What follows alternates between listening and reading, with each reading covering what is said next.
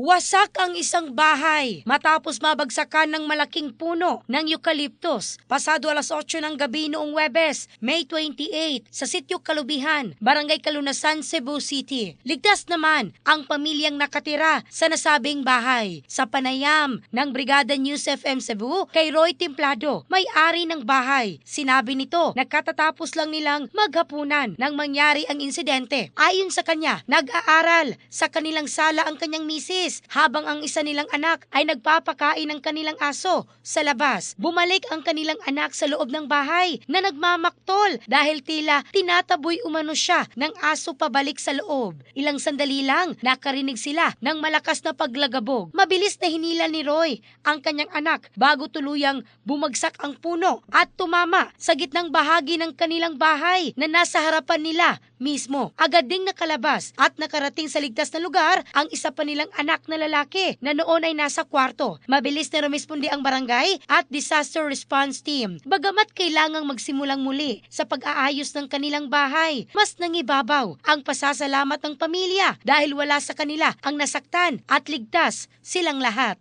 In the heart of changing lives. Ako, si Michelle Craste ng Brigada News Philippines, the Music and News Authority.